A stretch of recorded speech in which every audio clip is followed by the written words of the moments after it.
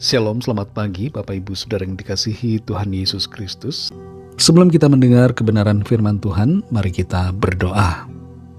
Bapa di sorga, Bapa dalam nama Tuhan Yesus Kristus, terima kasih kami mengucap syukur untuk segala berkat kebaikan-Mu. Kembali kami ada saat ini karena anugerah-Mu dan karena rencana-Mu yang baik atas kami. Saat ini kami mau mendengarkan kebenaran firman-Mu. Urapilah kami supaya kami mengerti dan mentaati akan setiap kehendak-Mu.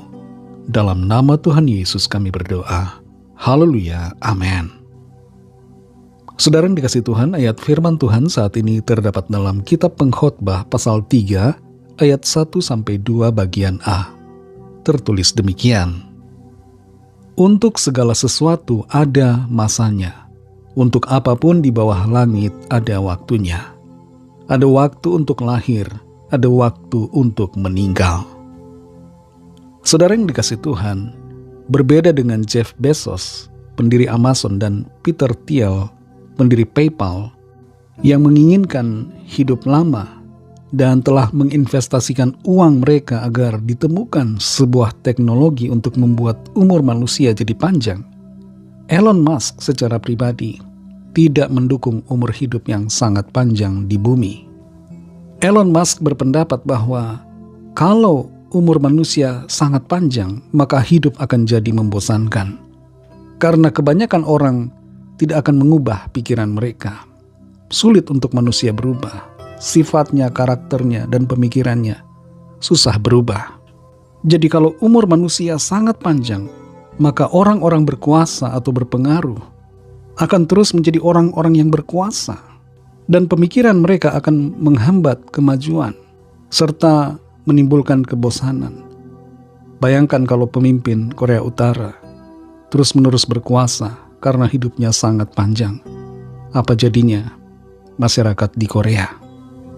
Terlepas dari apa yang menjadi pendapat Elon Musk dan tanpa merendahkan upaya Jeff Bezos dan Peter Thiel, ada satu hal yang pasti yang perlu kita sadari, bahwa hidup manusia terbatas di bumi ini. Dalam Pengkhotbah pasal 3 ayat 1-2a ini dikatakan, untuk segala sesuatu ada masanya, untuk apapun di bawah langit ada waktunya. Ada waktu untuk lahir, ada waktu untuk meninggal. Ada dua titik yang pasti dalam eksistensi hidup kita, yaitu kelahiran dan kematian. Ketika kita lahir, kita ada di bumi ini. Kita hidup, kita bernafas. Kita menjalani masa-masa kehidupan.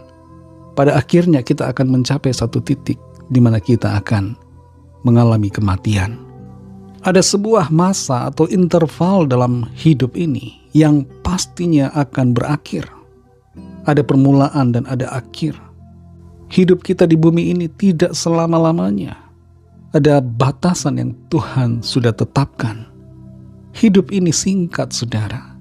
Jeda waktu yang Tuhan berikan buat kita adalah singkat. Dan karena hidup itu singkat, kita tidak perlu sebenarnya untuk khawatir atas apa yang ada dalam kehidupan kita. Seringkali kita memilih untuk tidak bahagia karena kita menggantikan kebahagiaan dengan kekhawatiran akan masa depan yang belum terjadi.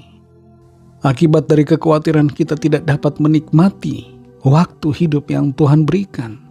Seringkali kekhawatiran kita berkaitan dengan hal-hal yang tidak bisa kita kendalikan. Padahal seharusnya yang tidak bisa kita kendalikan tidak usah kita khawatirkan. Untuk apa kita khawatir, saudara? Fokuslah dengan apa yang kita bisa lakukan. Dan bersyukurlah dengan keadaan, dengan kenyataan yang ada. Bersyukur kepada Tuhan. Karena waktu ini singkat, saudara. Prioritaskan hal-hal yang penting dan yang kekal. Seringkali kita mengejar-ngejar hal-hal yang sebenarnya akan hilang. Hal-hal yang sementara. Hal-hal yang akan memudar karena tidak kekal. Saudara yang dikasihi Tuhan, ada waktu untuk lahir, ada waktu untuk meninggal. Dan di antara lahir dan meninggal, itulah waktu yang Tuhan berikan untuk kita jalani dan nikmati dalam berkat anugerah Tuhan.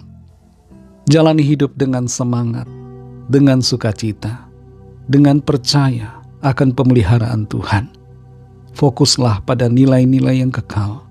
Utamakan Tuhan dalam hidup kita. Jangan sampai kita menyesal di akhir hidup nanti bahwa apa yang selama ini kita jalani adalah hal yang sia-sia. Percayalah kepada Tuhan Yesus dan jalan hidup dalam ucapan syukur serta iman dan kasih yang sungguh-sungguh kepada Tuhan. Mari kita berdoa. Terima kasih Tuhan Yesus, kami mengucap syukur untuk firman-Mu. Kami sadari bahwa untuk segala sesuatu ada waktunya. Kalau Tuhan izinkan kami hidup saat ini, itu adalah kemurahan Tuhan, anugerah-Mu bagi kami yang harus kami syukuri. Terlalu sering kami mengeluh, kami menjalani hidup dengan penuh kekhawatiran, kecemasan, kegelisahan akan segala sesuatu. Kami mengejar-ngejar hal-hal yang tidak kekal. Tolong kami Tuhan supaya kami berfokus kepada yang benar, mengutamakan Tuhan, dan menikmati apa yang Tuhan karuniakan dalam hidup ini. Waktu, orang-orang di sekitar kami, keluarga kami, dan segala sesuatu yang Tuhan karuniakan dengan hati yang bersyukur. Terima kasih untuk firman-Mu Tuhan.